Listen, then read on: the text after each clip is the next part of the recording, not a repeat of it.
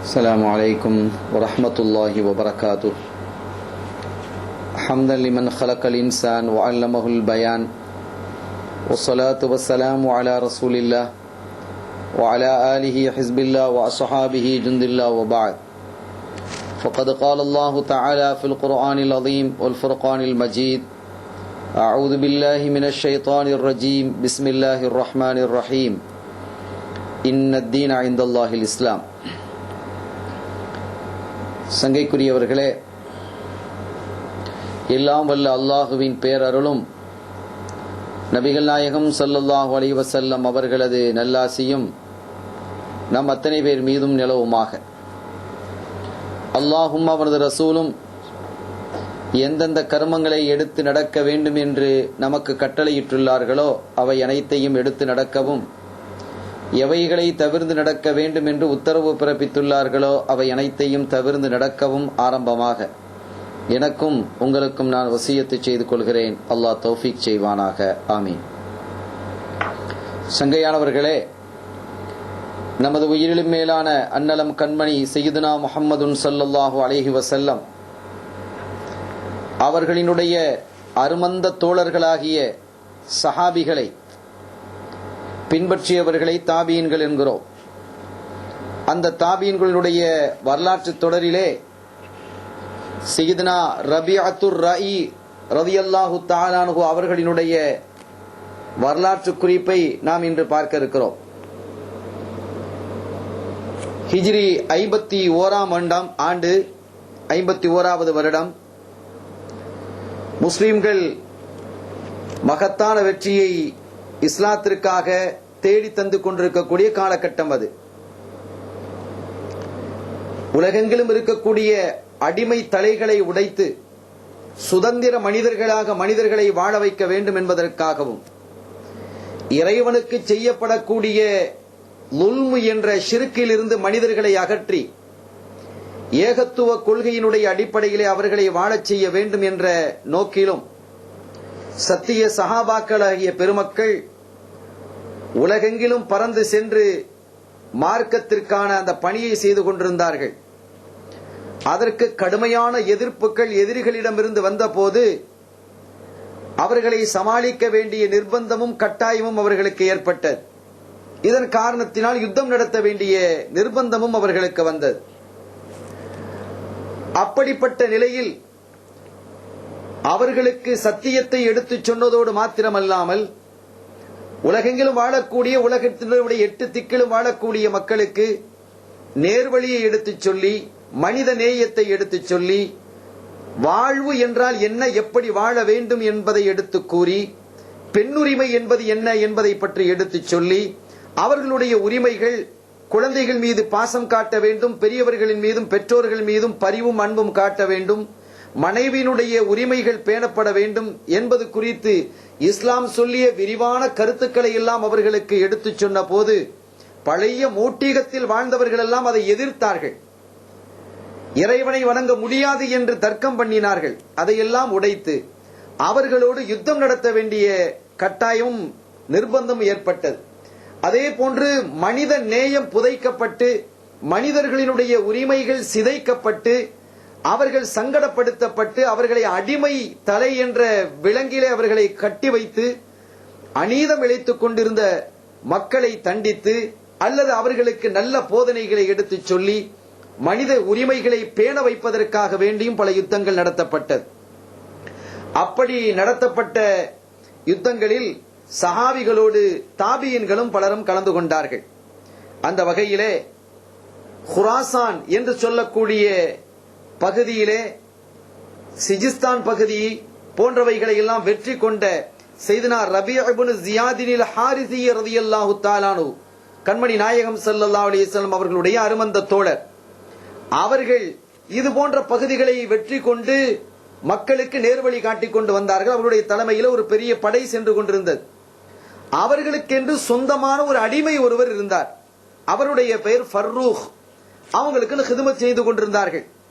இந்த அடிமைகள் அன்றைய காலத்தில் இருந்தார்கள் என்றால், அடிமைகளை கூட இஸ்லாம் எப்படி வைத்திருந்தது, நாளடைவில் கொஞ்சம் கொஞ்சமாக அந்த அடிமை தலையையே உடைத்து எறிந்தது. அந்த அடிமைகள் தங்களுடைய கையில இருக்கும் பொழுதும் கூட அவர்களுடைய உரிமைகள் எப்படி பேணப்பட வேண்டும் என்ற பாடத்தை போதித்தது. செய்தனா ரபியா இப்னு ஜியாத் அல் ஹாரிதி ரலியல்லாஹு தஆலா அன்ஹு அவர்களினுடைய அடிமையாக இருந்த ஃபர்ரூக் அவர்கள் கூட எந்த அளவிற்கு இருந்தார்கள் என்றால் தன்னுடைய மகனை போன்று இருந்தார்கள். அந்த சஹாபியினுடைய மகனை போல தான் அவங்க இருந்தாங்க. அப்படிப்பட்ட ஒரு பண்பாட்டோடு அவர்களை வளர்த்து வந்தார்கள். சிஜிஸ்தான் போன்ற பகுதிகளை வெற்றி கொண்டு அற்புதமான வெற்றிகளை இஸ்லாமியத்திற்கு சமர்ப்பித்தவர்கள் செய்தனா ரபியா இப்னு ஜியாத் அல் ஹாரிதி ரலியல்லாஹு தஆலா அன்ஹு அவர்கள். அவங்க பல இடங்களுக்கு யுத்தங்களுக்காக சென்றார்கள். தௌஹீதினுடைய கொடியை உலகெங்கிலும் எடுத்து நிறுத்தினார்கள், ஏகத்துவ கொடியை. அதுபோன்று துருக்கியை தாண்டி மத்திய ஆசியாவினுடைய பகுதிகளுக்கும் சென்று அவர்கள் அங்கே மார்க்கத்தை எடுத்து போதித்தார்கள். துருக்கிக்கும் மத்திய ஆசியாவிற்கு செல்வதற்கும் இடையிலே இந்த அரபு பகுதியிலிருந்து நிறைய நதிகள் குறுக்கிட்டது. அந்த நதிகளை எல்லாம் தாண்டி அவர்கள் அங்கே கால் பதித்து இஸ்லாமிய கொடியை அவர்கள் என்ன செய்தார்கள், நிறுவினார்கள். இந்த இடங்களில் எல்லாம் செய்தனா ரபியா ரலியல்லாஹு தஆலா அந்த சஹாபியோடு ஃபர்ரூக் என்பவங்க இருந்தாங்க. அவங்க ஒரு தாபி. ஃபர்ரூக்கும் சேர்ந்தே போறாங்க, எல்லா இடங்களுக்கும் போறாங்க. அவங்க தன்னுடைய தந்தையோடு இணைந்த மகன் போன்று சென்று கொண்டிருந்தார்கள். ஒரு காலகட்டத்தில் ஒரு நதியை கடந்து சென்றதற்கு பிறகு மத்திய ஆசியாவினுடைய பகுதிக்கே வந்துட்டாங்க. ரபியா இப்னு ஜியாத் அல் ஹாரிதி ரலியல்லாஹு தஆலா அந்த சஹாபி அவங்களோட ஃபர்ரூக் வந்திருக்கிறாங்க. அவர்களுடைய நோக்கம் இந்த பகுதிக்கு வந்து சேர வேண்டும் என்பது நிறைவேறியதற்கு பிறகு அங்க வந்தாங்க. அந்த ஆற்றை கடந்து வெளியே வந்ததற்கு பிறகு அந்த கரையிலிருந்து கிபிலாவை முன்னோக்கி 2 ரக்காத்துகள் தொழுதுவிட்டு அவர்கள் தன்னுடைய அந்த ஃபர்ரூகை அடிமையை அழைத்தார்கள். அழைத்து சொன்னாங்க, ஃபர்ரூக், இனிமேல் எனக்கு நீங்கள் அடிமை அல்ல. அடிமையாக இருந்த காலத்திலும் என்னுடைய பிள்ளை போல நீங்க இருந்தீங்க. இனிமேலும் கூட எனக்கு நீங்கள் அடிமை இல்லை, நான் உங்களை உரிமையிட்டு விட்டேன் என்று சொல்லிவிட்டு தன்னிடம் இருந்த தனக்காக யுத்தத்திலே கிடைத்த நிறைய பொருட்கள், தன்னுடைய சொத்துக்களை எல்லாம் அள்ளி கொடுத்துட்டாங்க. ஃபர்ரூக் அவர்களிடத்திலே கொடுத்துட்டாங்க. அதற்கு பிறகு நீங்கள் சுயமாக சுதந்திரமாக வாழுங்கள் என்று சொல்லி பல யுத்தங்களிலே கலந்து கொண்ட ஃபர்ரூக் அவர்களும் ரலியல்லாஹு தஆலா அன்ஹு அவர்களும் திரும்ப ஆரம்பிச்சாங்க. அவர்களுடைய நோக்கமும் நாட்டமும் ஃபர்ரூக் அவர்களுடைய சிந்தை எல்லாம் மதீனா ஷரீஃபை நோக்கி இருந்தது. நாம் அங்கே செல்ல வேண்டும், அங்கே போய் நாம் குடியிருக்க வேண்டும், கண்மணி நாயகம் ஸல்லல்லாஹு அலைஹி வஸல்லம் ஊழிலேயே நம்முடைய வாழ்வை அமைத்துக் கொள்ள வேண்டும் என்ற அந்த ஆசை இருந்தது. அந்த சமயத்தில் அவர்களுக்கு ஏறக்குறைய 30 வயது. இவர்கள் உரிமையிட்ட 2 ஆண்டு காலத்தில் செய்தனா ரபியா இப்னு ஜியாத் அல் ஹாரிதி ரலியல்லாஹு தஆலா அந்த சஹாபி அல்லாஹ்வினுடைய திரு சமூகம் போய் சேர்ந்துட்டான். அதற்கு பிறகு ஃபர்ரூக் ரலியல்லாஹு தஆலா அன்ஹு அவர்கள் மதீனா ஷரீஃபை நோக்கி வந்தார்கள். அந்த புனிதமான மண்ணிலே காலடி எடுத்து வைத்து அந்த மண்ணிலே அவர்கள் நுழைந்த போது அவர்களுடைய உள்ளத்திலே அவர்கள் சொல்கிறார்கள், எனக்கு நிம்மதி கிடைத்தது, ஒரு அற்புதமான மன நிறைவும் எனக்கு கிடைத்தது. நேராக புனிதமான மஸ்ஜிதுக்கு சென்று 2 ரக்காத்துக்கள் தொழுதுவிட்டு மாமன்னர் கண்மணி ஸல்லல்லாஹு அலைஹி வஸல்லம் ரவுதாவிலே நின்று மனநிறைவோடு நான் ஜியாரத்தை செய்து, நாயகமே, இந்த மண்ணிலே நான் வாழ வேண்டும் என்று வந்திருக்கிறேன், என்னுடைய எண்ணங்களையும் நாட்டங்களையும் நிறைவேற்றி வைப்பதற்கு நீங்கள் துணை நிற்க வேண்டும் என்பது போன்ற பிரார்த்தனைகளோடு வசீலாவோடு அந்த மண்ணிலே ஒரு வீட்டை வாங்க வேண்டும் என்று விரும்புகிறார்கள். பல இடங்களில் தேடி பார்க்கிறாங்க. கடைசியில மதீனா ஷரீஃபினுடைய மைய பகுதியில நடுப்பகுதியில ஒரு வீடு கிடைக்கிறது. மஸ்ஜிது நபவியிலிருந்து சற்று தூரமாக இருந்தாலும் கூட மதீனாவிலேயே தனக்கு ஒரு வீடு கிடைக்கிறது என்றதும் சந்தோஷமாக இருந்தது. அதை வாங்கினாங்க. கையில நிறைய காசு இருக்கிறது. அவர்களுக்கு கிடைத்த காசு அவர்களுடைய எஜமானனாக இருந்த அந்த சஹாபி ரபியா இப்னு ஹாரிதி ரபியா இப்னு ஜியாத் அல் ஹாரிதி ரலியல்லாஹு தஆலா அவர்கள் அள்ளி வழங்கிய அந்த செல்வம், இவைகள் எல்லாம் அவர்களுக்கு நிறைவான செல்வத்தை கொடுத்தது. அந்த அடிப்படையில் ஒரு வீட்டை என்ன செய்தார்கள், வாங்கினார்கள். அதற்கடுத்து அவர்களுடைய நோக்கம் ஒரு சாலிஹத்தான ஒரு பெண்ணை மணமுடிக்க வேண்டும். வயசு 30 வயசு ஆகுது, 30 வயசு ஏறக்குறைய. ஒரு நல்ல ஒரு பெண்ணை, நல்ல குண ஒழுக்கம் உள்ள பெண்ணை திருமணம் முடிக்க வேண்டும் என்று அவர்கள் அதற்கான ஏற்பாடுகளிலே இறங்கினார்கள். சில நாட்களில் அவர்களுடைய விருப்ப பிரகாரம் ஒரு அற்புதமான அழகு நிறைந்த ஒரு சாலிஹத்தான பெண் அவங்களுக்கு கிடைச்சது. மன வாழ்க்கையை துவங்கினார்கள். அழகான ஒரு மன வாழ்க்கை, மன நிறைவானது. முற்றிலும் அல்லாஹ்வுக்கும் ரசூலுக்கும் கட்டுப்பட்டு இருவரும் வாழுகிறார்கள். சந்தோஷமாக வாழ்ந்து கொண்டிருக்கக்கூடிய அந்த காலகட்டத்தில் ஒரு நாள் மதீனா ஷரீஃபில் இருந்து யுத்தத்திற்காக செல்லுங்கள் என்ற பிரச்சாரங்கள் தொடுக்கப்பட்டது. பல இடங்களிலே யுத்தங்கள் நடந்து கொண்டிருக்கிறது. மார்க்கத்தை பாதுகாப்பதற்காக இஸ்லாமியத்திலே நடத்தப்பட்ட யுத்தங்களில் பெரும்பாலும் தற்காப்பு யுத்தங்கள், ஊரையும் மார்க்கத்தையும் தான் கொண்டிருக்கக்கூடிய கொள்கையும் பாதுகாப்பதற்காக நடத்தப்பட்டது, அல்லது அநியாயத்தை தட்டி கேட்பதற்காக, அசிங்கங்களையும் அட்டூழியங்களையும் ஒழிப்பதற்காக நடத்தப்பட்ட யுத்தங்கள் தான் அவைகள். அந்த யுத்தங்களிலே கலந்து கொள்வதன் மூலமாக கிடைக்கக்கூடிய பாக்கியம் என்ன என்று கண்மணி ஸல்லல்லாஹு அலைஹி வஸல்லம் அவர்கள் நிறையவே சொல்லி இருக்கிறார்கள். அந்த யுத்தத்திலே ஷஹீதானவர்களுக்கு கிடைக்கக்கூடிய பாக்கியம் என்ன என்றும் ஸல்லல்லாஹு அலைஹி வஸல்லம் அவர்கள் சொல்லியிருக்கிறார்கள். அல்லாஹ் சொல்லும் பொழுது அந்த யுத்தத்திலே மரணித்தவர்களை மௌத்தானவர்கள் கூட என்று நீங்க சொல்லக்கூடாது, அவர்கள் ஹயாத்தாக இருக்கிறார்கள் என்று எல்லாம் வல்ல ரப்புல் ஆலமீன் அல்லாஹ் ஜல்ல ஷானஹு வ தஆலாவுடைய திருமறையிலே அருளுகிறான். இந்த போதனைகள் எல்லாம் அங்கே மதீனா ஷரீஃபினுடைய பள்ளிகளிலே முழங்கப்படுகிறது. ஒரு நாள் ஃபர்ரூக் ரலியல்லாஹு தஆலா அவர்கள் மஸ்ஜித் நபவிக்கு ஜும்மாவுக்காக சென்றிருக்கிறார்கள். அப்படி சென்றிருந்த போது அங்கே இருந்த இமாம் ஒரு அழகான பயானை வாழை செய்கிறார்கள். அது இதயத்தை தொடுகிறது. அல்லாஹ்வினுடைய பாதையிலே யுத்தம் செய்வதற்காக நீங்கள் புறப்படுங்கள், அதிலே உங்களுடைய உயிரை மாய்த்துக் கொள்வதன் மூலமாக கிடைக்கக்கூடிய பாக்கியங்கள் எத்தகையது, எவ்வளவு மகத்தானது மாண்பானது என்பதை குறித்து எல்லாம் அங்கே அற்புதமான ஒரு பிரச்சாரத்தை அங்கே இமாம் செய்கிறார்கள். அதை கேட்டதும் இவர்களுக்கு கல்வியில ஒரு உறுதி வந்துருச்சு, நாம எப்படியும் மீண்டும் அந்த யுத்தத்தில் கலந்துக்கிடணும் அப்படிங்கிற மாதிரி ஒரு எண்ணம் வந்துருச்சு. அந்த உறுதியோடு ஜும்மா தொழுகையை முடிச்சுட்டு வீட்டுக்கு வர்றாங்க. வீட்டுக்கு வந்து தன்னுடைய மனைவி இடத்தில் சொன்னாங்க, நான் இந்த மாதிரி ஜும்மாவுக்கு சென்றிருந்த போது அந்த ஜும்மாவிலே சங்கைக்குரிய இமாம் அவர்கள் மிக அற்புதமான அழகான ஒரு வாழை செய்தார்கள். அது என்னுடைய இதயத்தை தொட்டது. ஏற்கனவே இது கொஞ்ச நாளாக என்னுடைய உள்ளத்திலே யோசனையில் இருந்தது. இருந்தாலும் இப்படி ஒரு இளம் மனைவியை பிரிந்து செல்வது சரியா என்று கூட நான் யோசித்துக் கொண்டிருந்தேன். ஆனால் இன்றைய இந்த பிரச்சாரம் என்னுடைய கல்வை தொட்டு எப்படியாவது அந்த யுத்தத்திற்கு செல்ல வேண்டும் என்ற ஒரு முடிவுக்கு வந்துவிட்டேன். இதை நான் உங்களுக்கு அறிவிக்கிறேன் என்று சொன்ன போது இன்ஷா அல்லாஹ் நான் நாளையே புறப்படுகிறேன் என்ன அவங்க சொன்னாங்க. அப்ப அந்த மனைவி சொன்னாங்க, ஃபக்காலத்து யா அபா அப்துர் ரஹ்மான், நீங்க புறப்படுறது சரி, லிமன் தத்ருக்குனி வ தத்ருக்கு ஹாதல் ஜனீன் அல்லதி அஹ்மிலுஹு பைன ஜவானிஹி ஃபஅன்த ரஜுலுன் கரீபுன் அனில் மதீனா லா ஹலலக ஃபீஹா வலா அஷீரா. என்னுடைய அருமை கணவரே, நீங்க போறத ஒண்ணு நான் தடுக்க இல்லை, அது அல்லாஹும் அவனுடைய திருத்தூதரும் விரும்பிய வழியிலே நீங்கள் செல்கிறீர்கள், அது எனக்கும் பிரியம்தான். ஆனால் அதே சமயத்தில் உங்களுக்கு என்று ஒரு குடும்பம் இந்த ஊரிலே இல்லை, மதீனா ஷரீஃபில் இல்லை. இந்த நிலையிலே என்னையும் என்னுடைய வயிற்றிலே வளர்ந்து கொண்டிருக்கக்கூடிய உங்களுடைய பிள்ளையையும், அவன் குழந்தை உண்டாயிருக்கிறான், யாரிடம் நீங்கள் ஒப்படைச்சிட்டு போக போறீங்க? என்னுடைய வயிற்றுல குழந்தை இருக்கு, இப்படிப்பட்ட நிலையில் என்னை நீங்கள் விட்டு செல்வதாக சொல்கிறீர்களே, யாரிடத்தில் என்னை ஒப்படைக்க போகிறீர்கள்? நீங்க ஊரை விட்டு போயிடுவீங்க, ஆனால் உங்களுக்கு என்று ஒரு குடும்பம் மதீனா ஷரீஃபில் இல்லை. இந்த நிலையிலே எப்படி நடந்து கொள்வது என்று சொன்ன போது ஃபர்ரூக் அவர்கள் சொன்னார்கள், அத்துருக்குகி லில்லாஹி வ ரசூலி, அல்லாஹ்வினுடைய பாதுகாப்பிலும் அவனுடைய திருத்தூதர் கண்மணி ஸல்லல்லாஹு அலைஹி வஸல்லம் பாதுகாப்பிலும் நான் உன்னை விட்டு செல்கிறேன் என்று சொன்ன போது சொல்லிட்டு சொல்றாங்க, என்னுடைய அருமை மனைவியே, நான் சும்மா போகல, எனக்கு என்னுடைய எஜமானனாக இருந்த கண்மணி நாயகம் ஸல்லல்லாஹு அலைஹி வஸல்லம் திருத்தூதர் தோழர் ரபியா ரலியல்லாஹு தஆலா அன்ஹு அவர்கள் எனக்கு நிறைய செல்வத்தை அள்ளி தந்தாங்க. அவங்க என்ன தன்னை பிள்ளை மாதிரியே வச்சுக்கிட்டாங்க. அதனால இருந்த பொருளெல்லாம் அள்ளி என்று கொட்டிட்டாங்க. இன்று நான் இந்த வீடெல்லாம் வாங்கியதற்கு பிறகு இப்ப என் கையில இருக்கக்கூடிய காசு எவ்வளவு தெரியுமா? இப்ப இருக்கிறது 30,000 தங்க காசுகள், தீனார்கள் இருக்கு. இன்னைக்கு ஒரு கிட்டத்தட்ட ஒரு கோடி மதிப்பு. இதை நீங்கள் ஏதாவது ஒரு வியாபாரத்திலோ தொழிலிலோ முதலீடு செய்தால் அதிலிருந்து நியாயமான பரக்கத்தான செல்வம் வந்து கொண்டிருக்கு. இது அப்படியே இருக்கும். அதிலிருந்து வரக்கூடிய லாபமே ஒரு பெரிய தொகையாக இருக்கும்.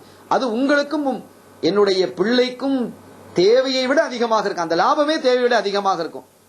ஆக ஒருவேளை நான் இன்ஷா அல்லாஹ் அல்லாஹ்வினுடைய நாட்ட பிரகாரம் நான் திரும்பி வந்தால், சாலிமன் கானிமன், யுத்தக்களத்திலிருந்து நான் திரும்பி வருவேனேயானால், ஆம் இன்ஷா அல்லாஹ் நாம் சிறப்பாக அதை தொடர்ந்து நாம் வாழலாம். அந்த செல்வம் நமக்கு உதவியாக இருக்கும். ஒருவேளை நான் விரும்பக்கூடிய அவ் யர்சுக்னி அல்லாஹு ஷஹாதத்தல்லதி அத்தமன்னாஹா, நான் நாடி இருக்கக்கூடிய விரும்பி இருக்கக்கூடிய அந்த ஷஹாதத், ஷஹீதாக வேண்டும் என்று நான் நாடி இருக்கிறேன், அது எனக்கு கிடைத்து விட்டால் இந்த பொருளினுடைய லாபத்தை வைத்து நீங்க பிள்ளை என்ன செஞ்சுக்கிட்டு போலாம், வளர்த்துட்டு போலாம், நீங்களும் நிம்மதியாக இருக்கலாம், ஒரு நியாயமான ஒரு பெரும் தொகை நான் உங்களுக்கு வழங்கி இருக்கிறேன் என்று சொல்லிவிட்டு அவர்கள் புறப்பட்டு சென்றுட்டாங்க. அவங்க புறப்பட்டு போயிட்டாங்க. போனதற்கு பிறகு கொஞ்ச காலத்தில் இந்த செய்யிதா, அருமையான ஒரு பெண்மணி, ஒரு அழகான ஆண் குழந்தையை பெற்றெடுக்கிறான். அழகுன்ற அவ்வளவு அழகு, பொலிவு, அதுவும் வளர்கிறது. 1 வயசு 2 வயசு 3-4 வயசு வந்து அதற்கு பிறகு அது வளர்ந்து கொண்டே வருகிறது. குர்ஆனை ஓத வைக்கிறார்கள், படிக்க வைக்கிறாங்க, மார்க்க தீனுடைய கல்விகளை எல்லாம். அந்த குழந்தையும் அற்புதமாக வளர்ந்து கொண்டிருக்கிறது. நாள் ஆக ஆக அந்த குழந்தையினுடைய அழகும் வளர்ச்சியும் பண்பும் ஒழுக்கமும் கண்ணியமும் மிகச்சிறப்பாக இருந்தது. சாலிகான ஒரு அருமையான குழந்தையாக வளர்த்துவிட வேண்டும் என்ற உறுதியோடு அந்த பெண்மணி தன்னுடைய பிள்ளையை அழகான பிள்ளையாக, பார்போற்றும் பிள்ளையாக, இந்த உலகமே அவர்களை வாழ்த்தக்கூடிய பிள்ளையாக, அல்லாஹ்வும் ரசூலுக்கும் பொருத்தமான பிள்ளையாக, அவரின் மூலமாக இந்த சமுதாயத்திற்கு நிறைந்த பயன் கிடைக்க வேண்டும், அப்படிப்பட்ட ஒரு பிள்ளையா வளர்க்கணுங்கிற அடிப்படையிலே அந்த தாயார் உஸ்தாதுமார்களுக்கு, முஅல்லிம்களுக்கு அள்ளி அள்ளி கொடுக்க ஆரம்பிச்சாங்க. செல்வத்தை எல்லாம் அள்ளி அள்ளி கொடுக்கிறாங்க. அன்றைய காலத்துல அப்படிதான் அள்ளி கொடுத்திருக்கிறார். தன்னுடைய பிள்ளைய சாலிகான பிள்ளைய வளர்க்கணுங்கிறதுக்காக வேண்டி நிறைய செலவு செஞ்சாங்க. அப்படியே அள்ளி கொடுத்து கொண்டு வருகிறார்கள். நியாயமான தர்மம். இந்த பிள்ளையும் வளர்ந்தது பிறகு அதுவும் கையில தாராளமாக தன்னுடைய உஸ்தாத்மார்களுக்கும் மற்றவர்களுக்கும் ஏழை எளியவர்களுக்கும் தாராளமாக கொடுக்க ஆரம்பிச்சது. வாலிப வயதை அடைந்து குர்ஆனை முழுமையாக மனனம் செய்து முடித்து கண்மணி நாயகம் ஸல்லல்லாஹு அலைஹி வஸல்லம் அவர்களுடைய ஹதீதுகளில் பல்லாயிரக்கணக்கான ஹதீதுகளை இதயத்திலே சுமந்து குர்ஆனுக்கும் ஹதீதுக்கும் அல்லாஹும் ரசூலும் விரும்பிய வழியிலே விளக்கம் சொல்லக்கூடிய மாபெரும் ஞானியாக, ஃபகீஹாக, வரை என்று சொல்லக்கூடிய பேணிக்கை மிகுந்தவர்களாக, ஒழுக்கமிக்கவர்களாக, மதீனாவே திரும்பி பார்க்கக்கூடிய ஒரு அறிஞராக, ஆலிமாக அந்த பிள்ளை வளர ஆரம்பித்தது. சங்கையான பெருமக்களே, அதோடு மாத்திரமல்ல, அங்கிருந்த மூத்த சஹாபாக்களிடத்திலே மார்க்க கல்வி அவர்கள் கற்றார்கள். அந்த பிள்ளை கற்றது. அதோடு மாத்திரமல்லாமல் தாபியன்களிலேயே மூத்த தாபியன்கள் பல பேர் இருந்தாங்க. சஹாபிகள்ல செய்தா அனஸ் இப்னு மாலிக் காதிமு ரசூலில்லாஹி ஸல்லல்லாஹு அலைஹி வஸல்லம், ஸல்லல்லாஹு அலைஹி வஸல்லம் உடைய காதிமாக இருந்த அனஸ் ரலியல்லாஹு தஆலா அன்ஹு அவர்களிடத்திலே பாடம் படித்தார்கள். தாபியன்களிலே மிக உன்னதமான தாபிகளாக, மூத்த தாபிகளாக இருந்த சயீத் இப்னுல் முஸய்யிப் ரலியல்லாஹு தஆலா அன்ஹு, மக்ஹூலுல் ஷாமி ரலியல்லாஹு தஆலா அன்ஹு, ஸலமத் இப்னு தீனார் ரலியல்லாஹு தஆலா அன்ஹு போன்ற பெருமக்களிடத்திலாம் கல்வியை கற்றாங்க. என்ன இரவும் பகலுமாக அந்த மார்க்க ஞானத்தை கற்பதிலேயும் கற்றுக் கொடுப்பதிலேயும் முழுமையாக செலவிட்டார்கள். அதனால் உடல்ல சோர்வு ஏற்பட்டாலும் அவங்க பார்க்கறது இல்லை. முழுமையாக என்ன செய்துவிட வேண்டும், கல்வியிலே தன்னை முழுமையாக ஈடுபடுத்திக் கொள்ள வேண்டும் என்று அவர்கள் இரவு பகல் பாராத அவர்கள் ஈடுபட்டுக் கொண்டிருந்தார்கள்.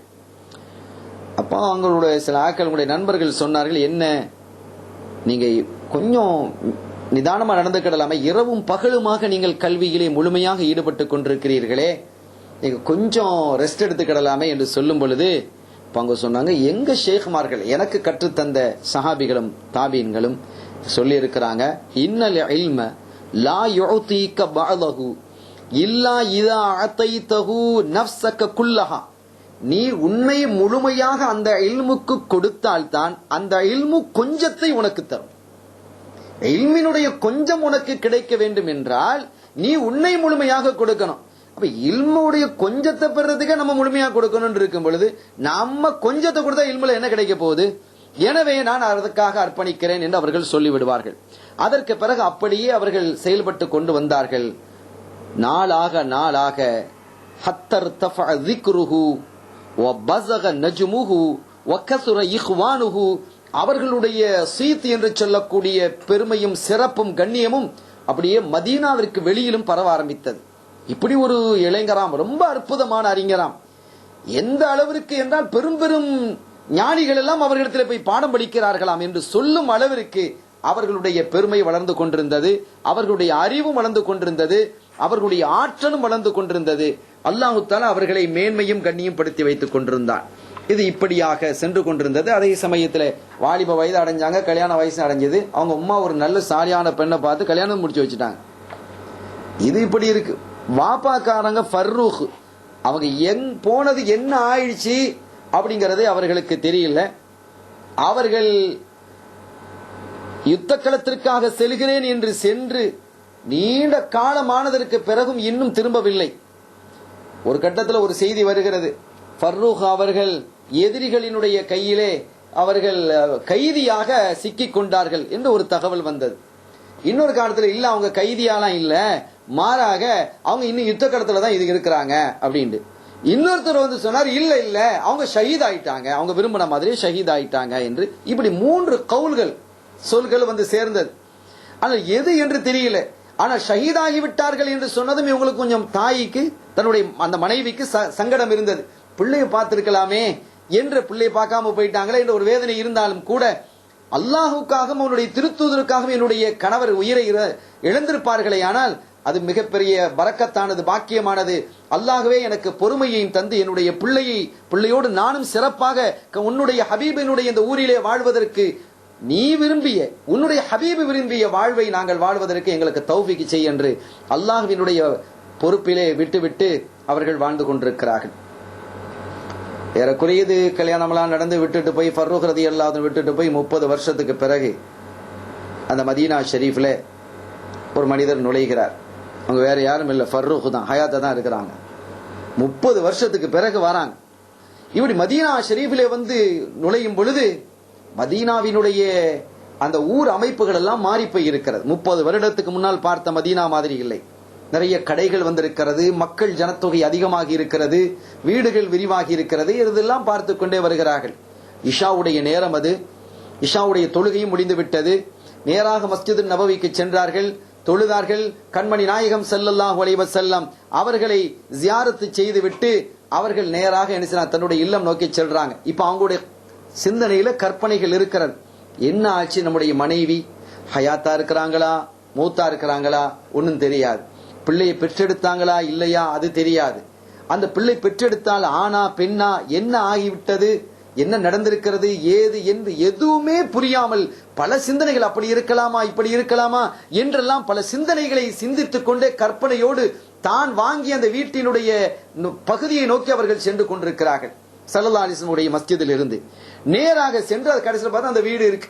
அந்த வீட்டுக்குள்ளுடைய ஏறக்குறைய இஷாவெல்லாம் தொழுது முடிச்சு சாப்பாடுலாம் முடிஞ்ச நேரம்.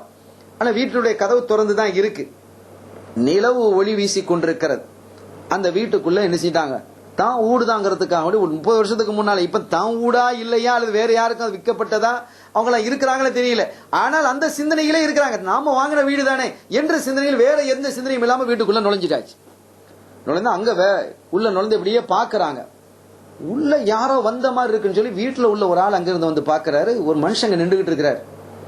அவரு கோவம் வந்துடுச்சு. என்ன நீங்க யார் என்று நினைத்துக் கொண்டு இந்த வீட்டுக்குள்ள ஒரு சலாமும் சொல்லவில்லை, கலாமும் இல்லாமல் திடீரென்று நீங்கள் ஒரு அந்நியர் எப்படி இந்த வீட்டுக்குள்ளே வரலாம் என்று சட்டையை பிடிக்கிறாங்க. சட்டையை பிடிச்சு நீங்க யா அதுவல்லா, அல்லாஹ்வுடைய எதிரி, நீங்க உடனடியாக வீட்டை விட்டு வெளியேறுங்கள், எப்படி என்னுடைய வீட்டுக்குள்ளே வரலாம், இது ஷரியத்திற்கு முரண்பட்டது. அவங்க சொன்னாங்க, இது நான் அதுவெல்லாம் இல்ல, நான் அல்லாஹ்வுடைய எதிரிலாம் இல்ல, இது நான் வாங்கின வீடு.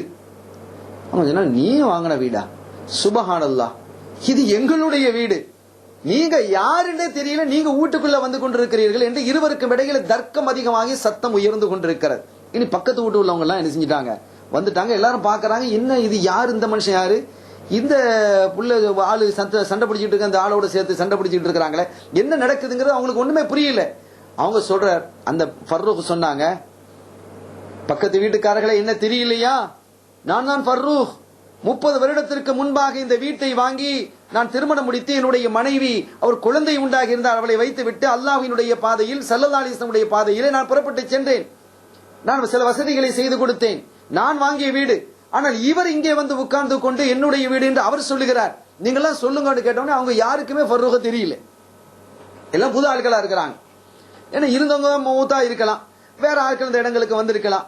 அவங்க யாருக்குமே தெரியல, இப்படி முழித்துக் கொண்டிருக்கிறார்கள். இவ யார் ஃபர்ரூக்ங்கிறாங்க, 30 வருஷங்கிறாங்க, அந்த கதையே புரியல. எல்லாரும் திகைத்துக் கொண்டு இருக்கிறார்கள். இந்த சமயத்தில் வீட்டினுடைய உட்பகுதியில ஒரு காமரா ரூம் இருக்கு. அந்த ரூமில் இருந்து ஒரு கதவு சப்தத்தை கேட்டு அங்க ஒரு பெண்மணி என்ன செய்றாங்க, தூங்கிட்டு இருந்தவங்க எழும்புறாங்க. எழும்பி பார்த்த ஜன்னல் வழியாக பார்க்கிறார்கள். பார்த்து நிலவு ஒளியிலே இருவருடைய முகத்தையும் பார்த்து திகைத்து போய் நிற்கிறார்கள். இங்கிருந்து சப்தம் கொடுக்கிறார்கள், எபினி, என்னுடைய மகனே, நீ யாருடைய சட்டையை பிடித்துக் கொண்டிருக்கிறாய், வீடு அது உங்க வாப்பா அப்படின்னா. அவங்க வீடுதான் எல்லாரும், அவங்க அம்மாவும் மகனும் தான் அங்க இருக்கிறாங்க, மருமகனும் இருக்கிறாங்க.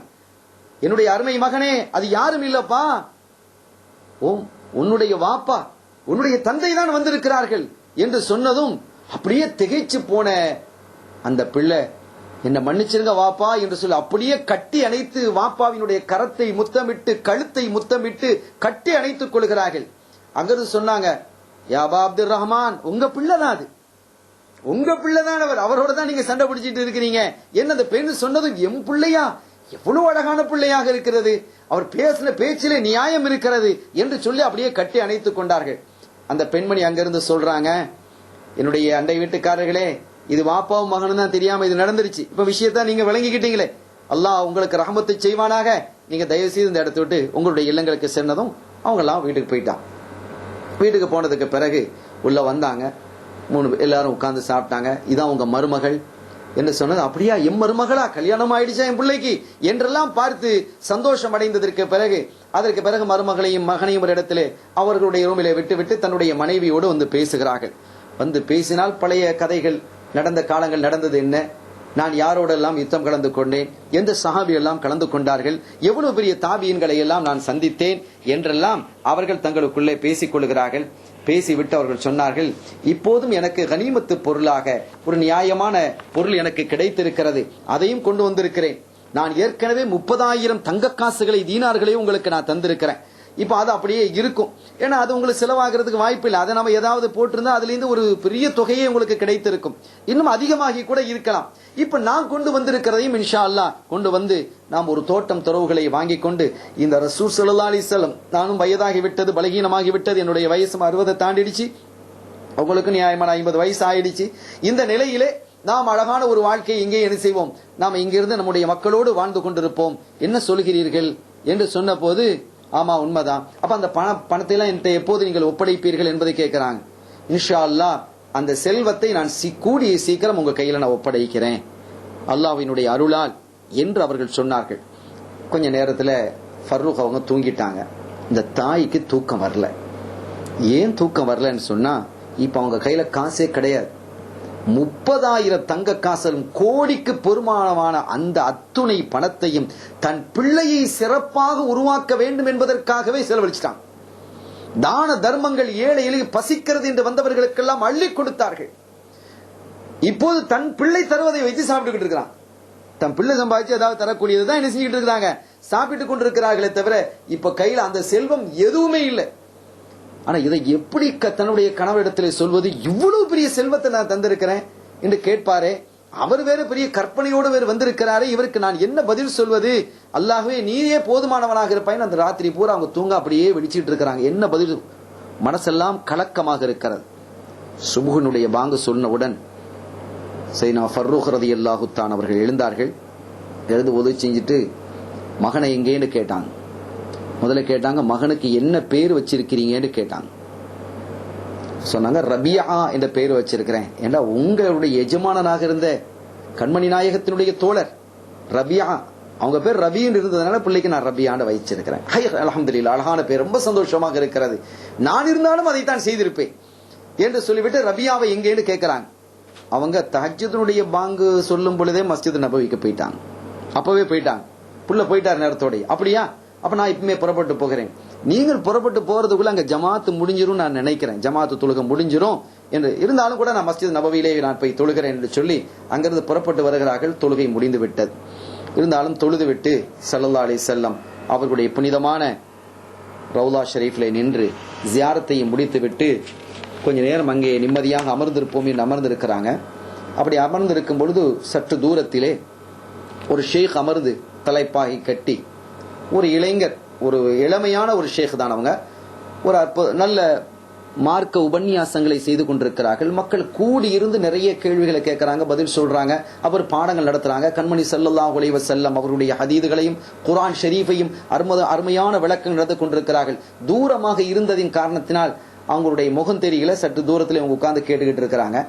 அதற்கு பிறகு அதை சுற்றி இருந்த பார்த்தா பெரிய பெரிய ஆட்கள், முழுமையாக தாடி நிறைத்த மனிதர்கள் எல்லாம் உட்கார்ந்துகிட்டு இருக்கிறாங்க.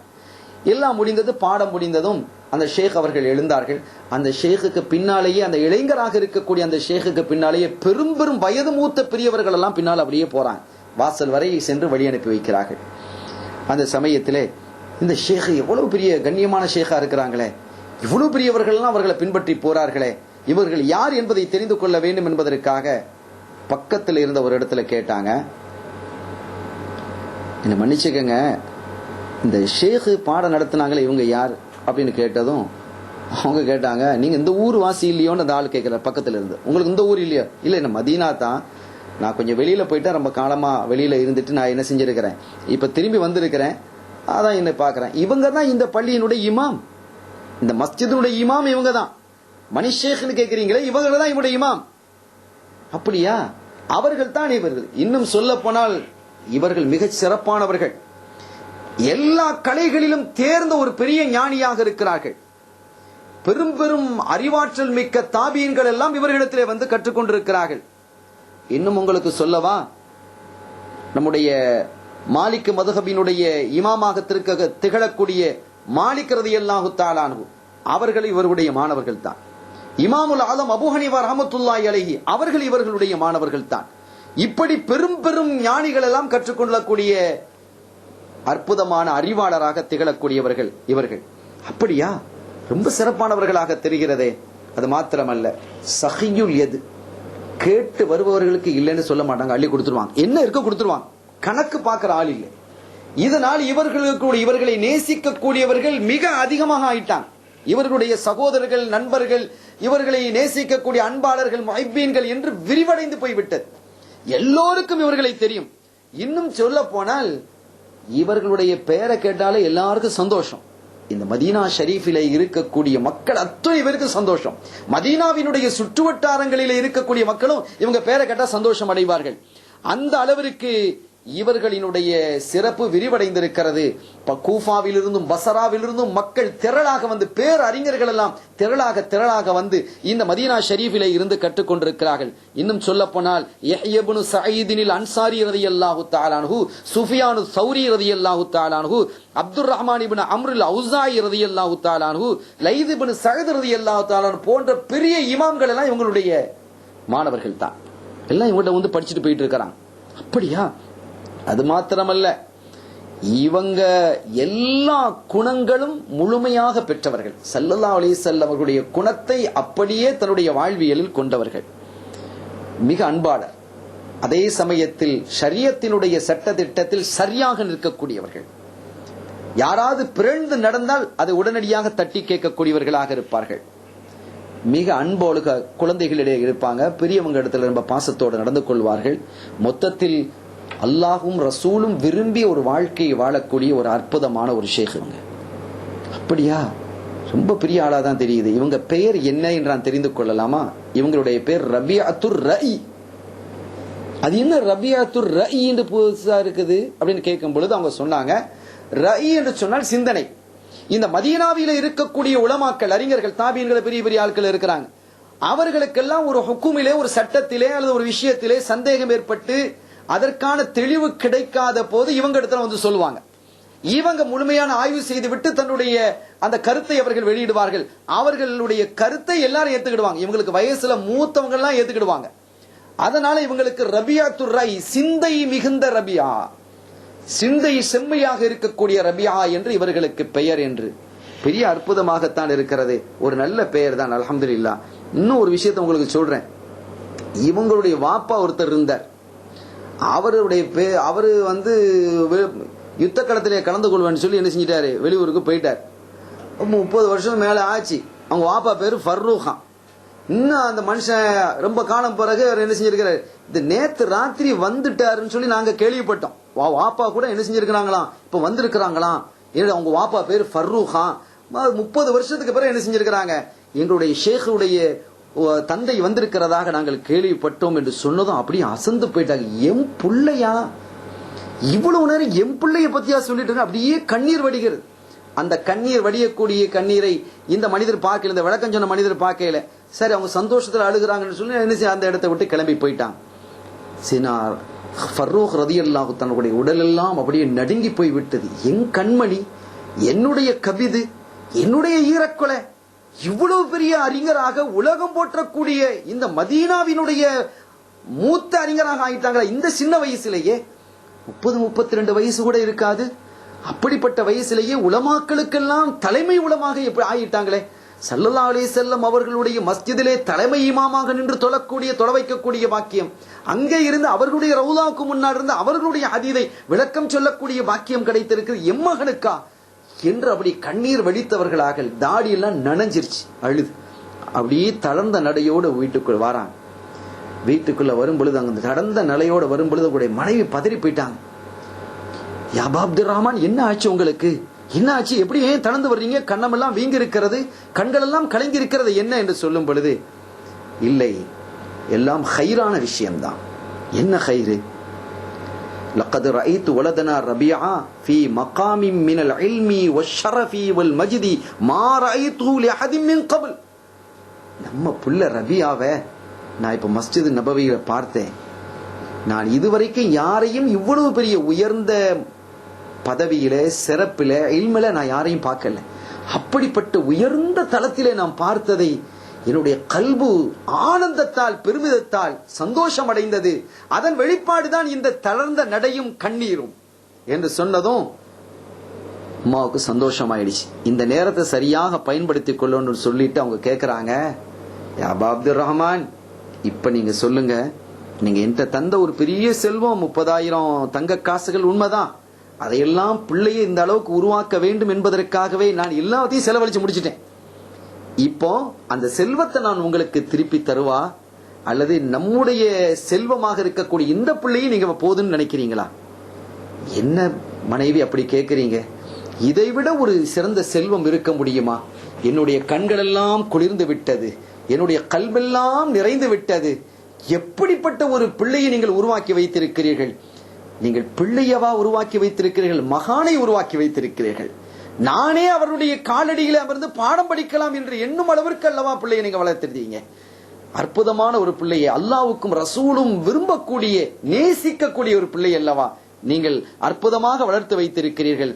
நிச்சயமாக அல்லாஹு தஆலா இந்த பிள்ளையின் மூலமாக எனக்கும் உங்களுக்கும் பாக்கியத்தை தருவான் என்று நான் கருதுகிறேன் என்று கண்ணீர் வடித்தவர்களாக, எனக்கு எந்த செல்வமும் தேவையில்லை, இந்த பிள்ளையே எனக்கு போதுமானது, சிறப்பான ஒரு மனநிறைவை, நான் இவ்வளவு காலத்தில் அடையாத ஒரு மனநிறைவை நீங்கள் தந்திருக்கிறீர்கள் என்று தன்னுடைய அருமை மனைவியை பார்த்து சொல்கிறார்கள். அருமையானவர்களே, இந்த வரலாற்று செய்தியிலிருந்து நாம் என்ன புரிய முடிகிறது?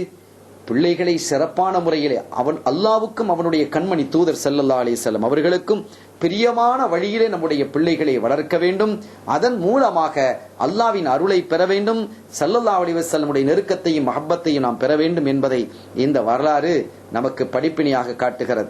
அப்படி பிள்ளைகளை சிறப்பானவர்களாக உருவாக்குவதற்காக கோடிக்கணக்காக செலவழித்தாலும் பரவாயில்லை, அது ஹைரானதாகவே அமையும், அல்லாஹ்விடத்தில் அது கபூலானதாகவே அமையும் என்பதை நாம் விளங்கிக் கொண்டு, அத்தகைய ஒரு சிறப்பான வாழ்வு நாம் வாழ்வதற்கு, நம்முடைய பிள்ளைகளை வளர்ப்பதற்கு, நம்முடைய பிள்ளைகளும் அதன் அடிப்படையில் வாழ்வதற்கும், நம்மை சார்ந்தவர்களும் வாழ்வதற்கும் அல்லாஹு தஆலா எனக்கும் உங்களுக்கும் நம்மை சார்ந்தவர்களுக்கும் தௌஃபீக் செய்வானாக. எல்லாம் வல்ல அல்லாஹ்வின் அருளையும் ஸல்லல்லாஹு அலைஹி வஸல்லம் உடைய ஷஃபாத்தையும் பெறுவோமாக. وآخر دعوانا الحمد لله رب العالمين والسلام عليكم ورحمة الله وبركاته.